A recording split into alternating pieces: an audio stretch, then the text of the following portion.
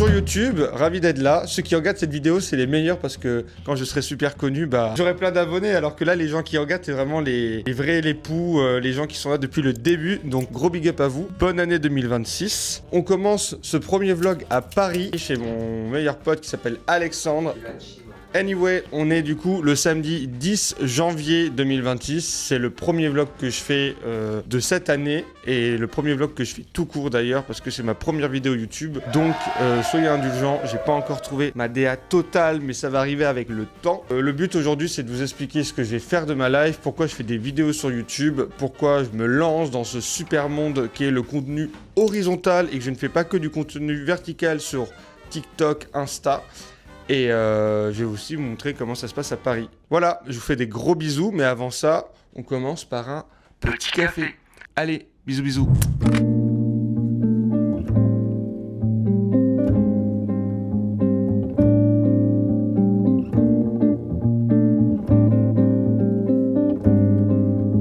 Ok les gars, on revient. Alex m'a fait un super café avec sa machine. Normalement, vous avez eu le timelapse que je vous ai fait qui était un peu esthétique. Merci Alex. C'était comment de dormir avec moi dans la même chambre? Avec un influenceur de renommée mondiale, Ouais. un privilège. Hein. Alright. Je sais qu'il y a des marques qui auraient payé cher pour ça. Ok.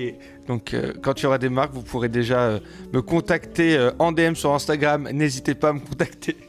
Le mec est insupportable. Je vais commencer. Aujourd'hui, qu'est-ce qu'on va faire? On va aller à la salle de sport. Alex fait un sport peu commun, j'ai envie de vous dire, puisqu'il fait de l'électrosimulation. Et du coup, étant un ami fidèle et curieux, j'ai décidé que pour cette année 2026, j'allais suivre Alex dans un cours d'électrosimulation. On va faire de la muscu. Exactement. Donc voilà, moi je vais déjà à la salle de base, j'y vais 4 fois par semaine. Je fais de la calisthénie, si tu sais pas ce que c'est. Normalement ce petit doigt, bam, il va y avoir un exemple qui pop juste là.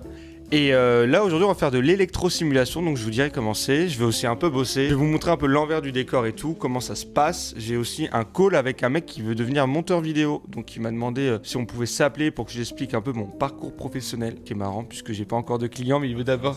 Ouais, il veut déjà savoir comment je fais, mais j'ai pas encore de clients, mais c'est pas grave parce qu'il aime bien mon style de montage et c'est ça qui compte le plus. Voilà, et ce soir on a un anniversaire aussi d'une de nos meilleures potes, donc Evan, si tu vois ça, on t'embrasse fort. Alex va se reposer pour être en forme, ouais. Voilà, et après le reste de la journée, ça va être de flâner. Le but, ça va être aussi de prendre des shots un peu esthétiques de Paris pour maquiller un peu le vlog, parce que j'ai envie d'avoir un truc quand même un peu cinématique. Donc là, on vous fait des bisous et on filmera d'autres trucs de la journée. J'espère que ça rendra bien et j'espère que ce vlog vous plaira. Allez, XOXO. On se retrouve les gars, on est dans un petit café dans le 18e. Il s'appelle comment le café, Alex? Two Doors. Il faut que c'est un peu le checker d'Alex. Et en gros, du coup, il est en train de me montrer un peu toutes les bonnes adresses, là où il va. Petit matcha pour ma part. Petit flat white pour toi. Au lait de coco, parce que c'est ça qui est bon. C'est pas toujours facile, hein. Je sais pas, est-ce qu'il est bon? Il est bon. Bah, en fait, je l'avais pas trop mélangé, je t'avoue, donc j'ai eu un gros goût de coco. Que j'adore, parce que j'adore le lait de coco. Ah mais pour moi, tu vois, il y a des endroits, même si ça a l'air d'être matcha friendly, les matchas sont pas bons et ça pue l'herbe. Je suis assez d'accord. Mais là, pour le coup, il est plutôt bon, donc... Tous les voyants. Ouais. Donc l'endroit est très joli et en même temps ils font des vrais trucs. Parce que c'est vrai que parfois ça peut être un peu attrape touriste en mode tu dis ou attrape bobo. Tu te dis que c'est très stylé et en fait le café est un peu dégueu. Là c'est pas le cas. Est-ce que ton café est bon? Si je viens là, c'est que je le connais par cœur. Je comprends. C'était pas peu cher, mais en même temps, est-ce qu'on s'attendait pas à payer ce prix-là pour un endroit pareil? Moi j'en ai pour un peu moins de 30 balles. J'en ai pour 25 balles.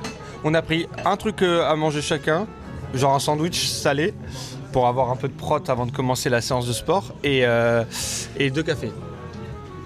C'est les prix du 18e. C'est les prix du 18e. Welcome to Paris.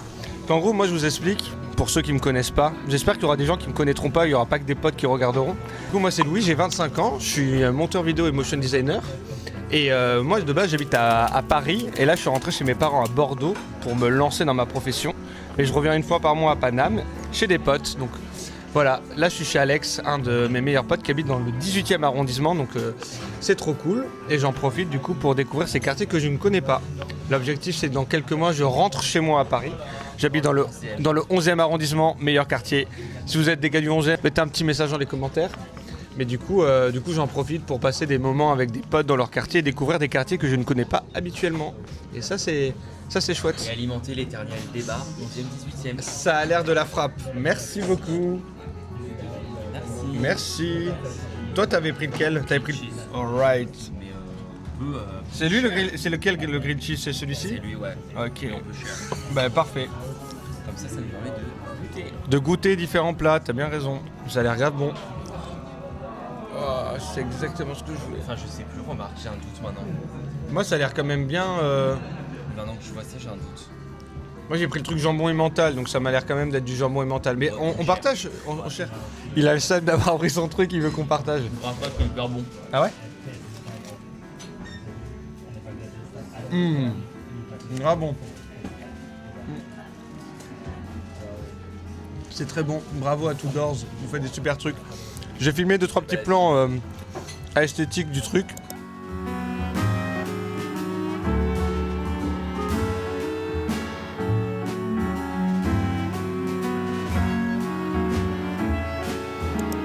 Et je vous donnerai surtout l'adresse, comme ça vous pourrez venir si vous avez envie de venir dans le 18e parce que c'est super sympa.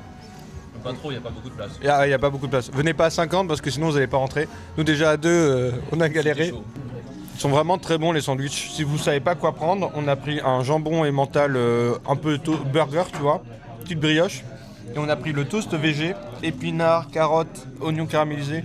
Une dinguerie. Genre, souvent dans ce genre de truc, c'est très esthétique mais c'est sec. Et là pour le coup c'est vraiment hyper fondant et tout. Genre, vraiment c'est un voyage gustatif. Oui, disons les choses. On était en train de discuter et il faut savoir que Alex a fêté le nouvel an à Budapest avec ses copines. Très bon nouvel an d'ailleurs. Très bon nouvel an. Voilà. Et il a eu l'idée de faire de petites économies et du coup de faire un périple plus long pour rentrer en passant notamment par la Serbie. C'était pas plus long, c'était durée comparable. Comparable. Sur le papier, mais avec un ticket en moins puisque tu payais beaucoup moins cher que si tu faisais le même trajet en direct. 120 € quand même. À cause de la tempête et de la Russie, Alex a mis 3 jours pour rentrer en France. Voilà. Et du coup a fait un petit arrêt à Belgrade. En quelques mots, t'en as pensé quoi de Belgrade? Horrible. Horrible, froid et... Accueillant, un pays chaleureux. Non. Je ne critiquerai pas la Serbie s'il y a des Serbes dans l'Assemblée. Néanmoins, c'était pas mon mood. Si vous voulez partir en vacances et que vous savez pas où partir, peut-être que la Serbie n'est pas le choix numéro 1 sur votre liste de destinations à faire pour cette année 2026. Pourquoi pas? Il y a peut-être de très beaux endroits, on ne sait pas. Il n'y a eu qu'une soirée d'expérience, mais ça déjà suffit à Alex pour se dire qu'il partirait peut-être pas là cette année. Peut-être l'année 2027, qui sait. Non, ça va, merci. On a l'anniversaire d'une de nos meilleures potes ce soir qui s'appelle Evan. Et il faut savoir que du coup on a fait une convo pour son cadeau d'anniv. Du coup il faut mettre des photos. Les filles elles nous demandent de mettre des photos, sauf que étant donné qu'on est des garçons, moi j'ai pas de photos. Bon après Alex est parti un mois en vacances cet été avec elle, donc je suis sûr qu'il a des trucs. C'est ma responsabilité. Montre un peu les photos qu'il y a là pour l'instant.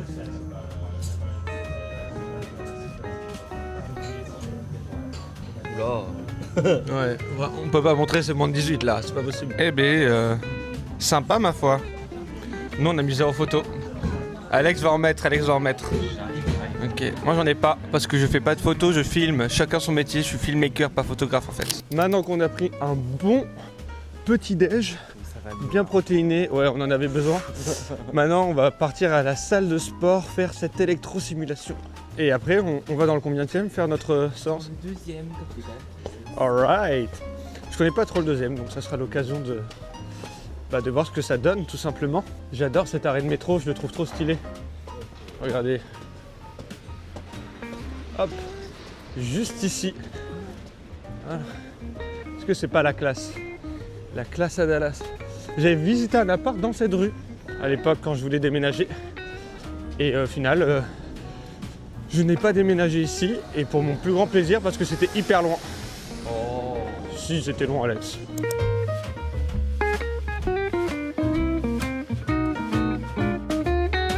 Petite ligne douce, aka la meilleure ligne de Paris. C'est faux. On a de la chance parce qu'il n'y a personne en plus.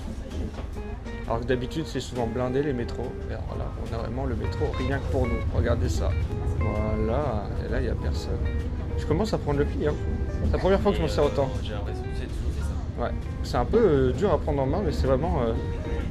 Je vous montrerai le matos que j'ai au fur et à mesure, mais c'est vraiment trop chouette. Bon bah du coup on va tester l'électrosimulation hein. Allez Louis, c'est parti. Allez. Regarde, au tout début tu auras un petit chatouillement. Ok. Après tu auras un petit picotement. Ok. Après tu auras la contraction. Dès que Ok. ça commence à être désagréable, tu me dis stop. Ok. Ah c'est hyper bizarre. Ouah. C'est trop fort. C'est trop fort. Ouais c'est trop fort. Regarde, fléchis les jambes, Ok. fléchis. Mets ton squat, Ok. ça contracte. Ah ouais mais ça fait des décharges de ouf. Ça va ou pas? Ouais. C'est trop fort. Ouais. Ok. Les cuisses c'est trop fort. Ouais c'est trop fort là. En fait la cuisse gauche c'est très fort. Ok. Ça fait mal même. Souffle. Ça va là ou pas? Là les fesses là du coup. Les fesses. Ouais ça va. C'est bon? Oh, ok. Bas du dos. Allez les lombaires. Ok. Rentre le ventre, mets Ouais, le dos fort, je contracte. Bas du dos, les lombaires.